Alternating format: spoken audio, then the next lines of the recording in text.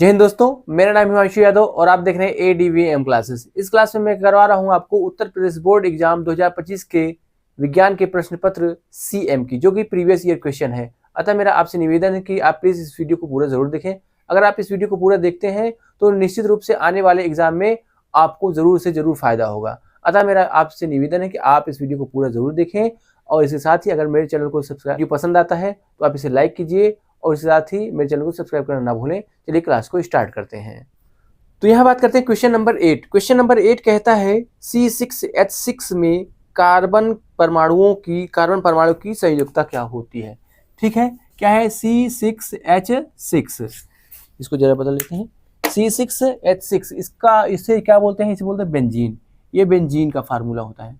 ठीक है, तो कार्बन की जो संयोजकता होती है, संयोजकता क्या होती है, संयोजकता क्या होती है, बाह्यता कोश में अपने अष्टक को पूर्ण करने की क्षमता। क्या है, अपने अष्टक को पूर्ण करने की क्षमता क्या होती है, अपने अष्टक को पूर्ण करने की क्षमता। और अपना अष्टक, कोई भी परमाणु अपना अष्टक कैसे पूर्ण कर सकता है, या तो इलेक्ट्रॉन को त्याग करके या इलेक्ट्रॉन को ग्रहण करके। ठीक है, तो यहाँ पे मैं कार्बन की जो संयोजकता होती है वो क्या होती है, वो होती है 4। किसी भी कंडीशन में, चाहे CH4 हो, चाहे C2H6 हो, चाहे C6H6 हो, किसी भी कंडीशन में कार्बन की संयोजकता नहीं बदलने वाली है। तो कार्बन की संयोजकता कितनी होती है, 4 होती है। इसी प्रकार जैसे बात करें हाइड्रोजन, लिथियम, सोडियम, पोटेशियम, इनकी जो संयोजकता होती है वो कितनी होती है, वो होती है 1 होती है। ठीक है, जैसे मैग्नीशियम, कैल्शियम, इनकी जो संयोजकता होती है वो कितनी होती है, वो होती है 2 होती है। ठीक है, इन्हें एक और नाम जानते हैं, इसे बोलते हैं क्षारीय धातु। क्या बोलते हैं, क्षारीय धातु। ऐसे बोलते हैं क्षारीय मृदा धातु। ठीक है, तो इसमें ऑप्शन नंबर ए क्या है, option number A, B, C और D। इसमें दिया है 1, जी नहीं, 1 तो नहीं होगी। दूसरा नंबर है 2, ये भी नहीं होगी। ऑप्शन C क्या है 4, ये क्या है, ये सही है। और ऑप्शन D क्या है 6, ये क्या है, ये गलत है। तो इसमें ऑप्शन नंबर कौन सा सही हो गया, ऑप्शन नंबर C क्या है, ये क्वेश्चन सही हो गया। आप इस तरीके से इसको कर सकते हैं। ये है क्वेश्चन नंबर 8 था। कौन था ये, क्वेश्चन नंबर 8 था। अब बात करते हैं क्वेश्चन नंबर 9 की।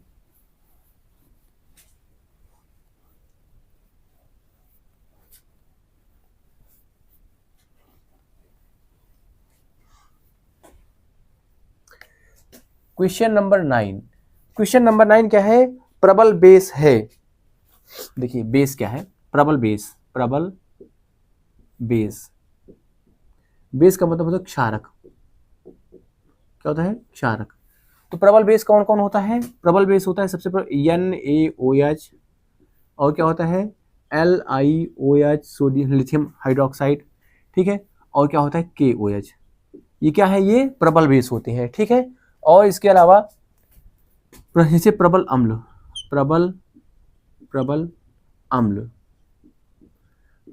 कौन कौन होते हैं, प्रबल अम्ल होते हैं HCl होता है, हाइड्रोक्लोरिक अम्ल होता है, HNO3 होता है, और कौन होता है H2SO4 होता है। ठीक है, ये क्या होते हैं, ये प्रबल अम्ल होते हैं। ठीक है, तो इसमें जो है क्या दिया है, इसमें दिया है ऑप्शन A, B, C और D। देखिए यहाँ पे ऑप्शन नंबर A क्या है, यहाँ पे NaOH, तो ये क्या है, ये सही है। जरा और मिला लेते हैं। यहाँ पे NH4 है, ये जी नहीं, NH4 तो होता ही नहीं। इनमें से ही क्या होगा, कोई ना कोई होगा जरूर। ठीक है, LiOH का नहीं, ये भी नहीं है, ये भी नहीं है। ऑप्शन नंबर यहाँ पे क्या है, ऑप्शन नंबर यहाँ पे A क्या है, सही है। अब बात करते हैं क्वेश्चन नंबर 10। क्वेश्चन नंबर 10 कहता है डैश डैश को गर्म करने पर ऑक्सीजन प्राप्त होती है। तो देखिए यहाँ पे ऑप्शन नंबर A है, ऑप्शन नंबर A क्या है, यहाँ पे CaCO3 है। ऑप्शन नंबर B क्या है, ऑप्शन नंबर B है यहाँ पे C6H12O6 है। ऑप्शन C है क्या, यहाँ पे NO3 का होल ट्वाइस, ठीक है। हम यहाँ तक करते हैं अभी। तो यहाँ पे क्या है, CaCO3 को गर्म करने पर यहाँ पे इसको क्या है, CaCO3 को क्या कर देंगे, गर्म कर देंगे, तो क्या बनेगा ये बनेगा CaO प्लस CO2। तो यहाँ पे क्या है, यहाँ पे तो कार्बन डाइऑक्साइड बन रहा है, तो ये तो होगा नहीं, ठीक है। फिर दूसरे ऑप्शन नंबर बी वाला देखते हैं, दूसरे वाले को देखते हैं। दूसरा वाला क्या है, C6H12O6। ये ग्लूकोज को जब गर्म करेंगे तो क्या होता है, ये CO2 कार्बन डाइऑक्साइड और जो है ये जल वाष्प में टूटता है। किसमें टूटता है, जल के अणुओं में। तो ये भी क्या होगा, ये भी नहीं होगा। ऑप्शन नंबर तीसरा क्या कहता है, तीसरा है लेड नाइट्रेट, PbNO3 का होल ट्वाइस। इसको जब गर्म करेंगे तो ये टूटता है PbO प्लस NO2 में, और जो है यहाँ पे ऑक्सीजन गैस क्या होती है, निकलते। तो यहाँ से लेड नाइट्रेट से हमको क्या होता है, ऑक्सीजन प्राप्त होता है। इसलिए जो है ऑप्शन नंबर सी क्या है, ऑप्शन नंबर सी क्या है, सही है। बाकी सभी क्या हो जाएंगे, गलत हो जाएंगे। मैं यहाँ पे इसको बैलेंस नहीं कर रहा हूँ, मैं आपको जल्दी जल्दी से यहाँ पे करवा रहा हूँ, ठीक है। बैलेंस करने की कोई यहाँ पे कोई आवश्यकता नहीं है, ठीक है। अब बात करते हैं क्वेश्चन नंबर 11।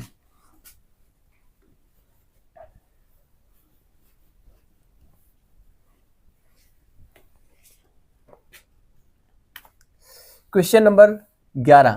क्वेश्चन नंबर 11 कहता है कि साधारण ताप पर द्रव धातु है।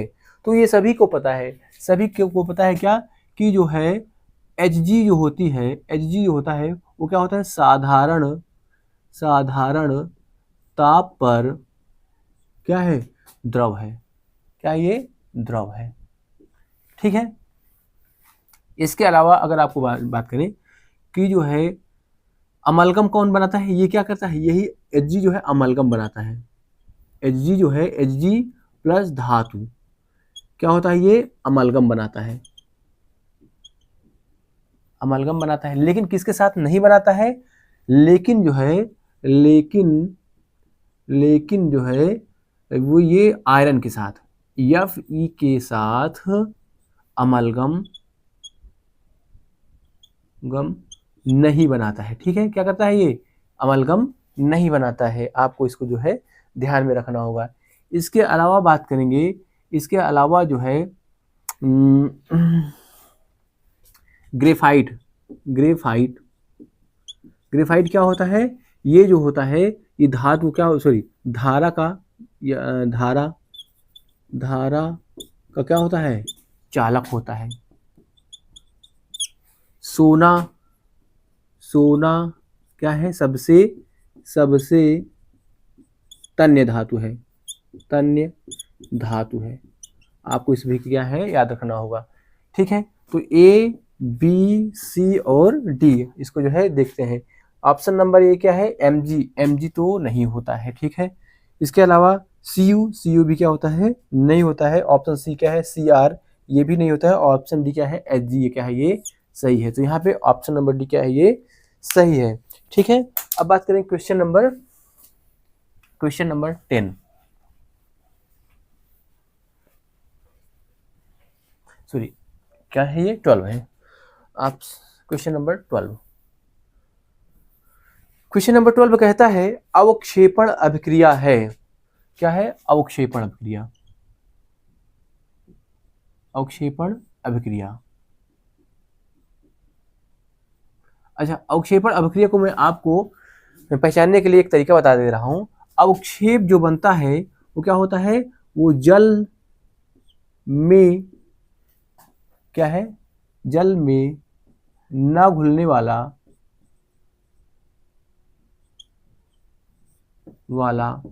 क्या होता है, ठोस होता है, ठीक है। क्या होता है, जल में ना घुलने वाला क्या होता है, ये ठोस होता है। इसका मतलब जो अभिक्रिया होगी उसमें क्या हो रहेगा, एक जल रहेगा, एक क्या रहेगा, जल रहेगा, और प्लस क्या रहेगा, ठोस रहेगा, ठीक है। तो वो अभिक्रिया कैसे होगी, वो होगी क्या है, अवक्षेपण अभिक्रिया होगी, ठीक है। आप इसको जो है देख करके पहचान सकते हैं। जैसे इसमें ऑप्शन नंबर ए में देखिए जो बनता है वो क्या है, ठोस और प्लस जलीय विलयन। अच्छा ठीक है, ये क्या हो सकता है, ये ऑप्शन ए क्या है, ये ठोस है और प्लस क्या है, जल है। बी क्या कहता है, बी यहाँ पे कहता है बी है जल प्लस द्रव।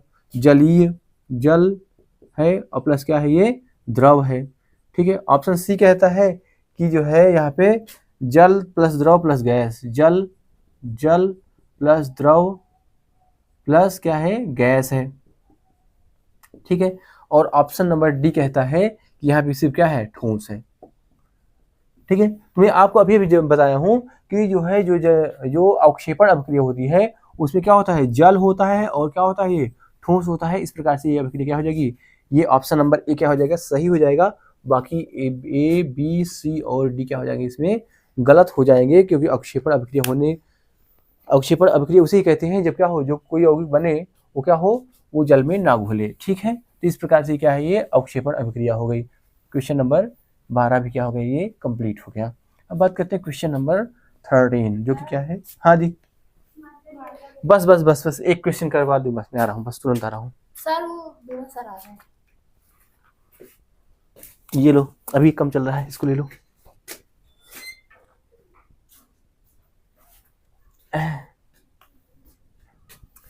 क्वेश्चन नंबर 13, क्वेश्चन नंबर 13 कहता है ब्यूटेनॉल 2 का अणुसूत्र है। तो ब्यूटेनॉल 2 क्या है, ब्यूटेनॉल 2। अब देखिए क्या करना होगा हमको, जो है इसका जो है कैसे आईयूपीएसी नाम लिखेंगे। तो क्या है ब्यूटेनॉल है, तो इसका मतलब कहीं ना कहीं इसमें क्या होगा 4 कार्बन होगा, तो सी सी सी और सी, मेथ एक प्रो ब्यूट। आप यहाँ क्या लगा दीजिए CH3 CH2 and CH2 and यहाँ पे CH3। फिर कह रहा है कि ब्यूटेनॉल क्या है 2 है, मतलब इसमें एल्कोहल है। एल्कोहल कहाँ है, एल्कोहल जो होता है वो दूसरे स्थान पे है। ठीक है, तो ये क्या हो यहाँ पे हम लगा दे हैं OH। तो क्या हो गया ये, अगर आप इधर से नंबरिंग करेंगे तो क्या हो जाएगा ये ही क्या है ब्यूटेनॉल 2 है। अब इसको आप देख लीजिए कितना कार्बन है 1 2 3 4, तो C4। ठीक है, H कितना है 3 3 2 5 1 6 3 9 1 10, H 10 हो गया, और O कितना है O 1 है। ठीक है, तो C4H10O क्या है ये सही है। तो देखते हैं A B C और D। यहाँ पे क्या है C4H, यहाँ पे D क्या दिया है C4H8, ये तो होबे नहीं करेगा। ठीक है, फिर कह रहा है C4H10, ये भी क्या होगा नहीं होगा। ऑप्शन बी कह रहा है C4H8O2, ये भी क्या है नहीं होगा। ऑप्शन नंबर ए कह रहा है C4H10O, ये क्या है ये सही हो जाएगा। इस तरीके से क्या है ये क्वेश्चन नंबर आपका 13 भी क्या होगा ये कंप्लीट हो गया। इसके अलावा मैं आपको बता दूं कुछ क्रियात्मक समूह का नाम भी बता दे रहा हूं, जैसे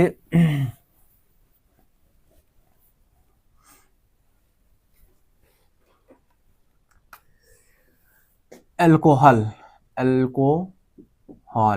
एल्कोहल का जो क्रियात्मक समूह होता है वो क्या होता है वो OH होता है। कार्बोक्सिलिक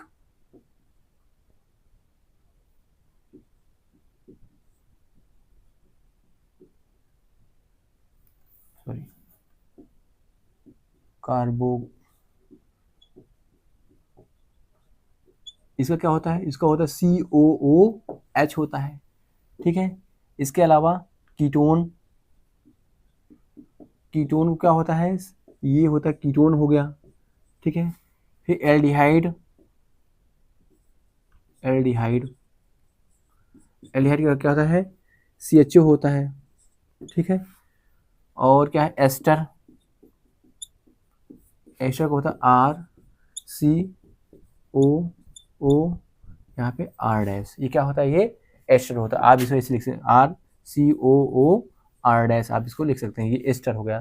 ठीक है, तो इस प्रकार से ये आपका क्वेश्चन नंबर 13 भी कंप्लीट हो गया, और ये इसके साथ ही केमिस्ट्री वाला पार्ट भी क्या हो गया है कंप्लीट हो गया है। तो आज के लिए इतना ही। अगर आपको मेरा ये वीडियो पसंद आया है तो प्लीज़ मेरे वीडियो को लाइक कीजिए, और इसके साथ ही मेरे चैनल को शेयर करना और सब्सक्राइब करना ना भूलें। आज के लिए इतना ही। जय हिंद, जय भारत।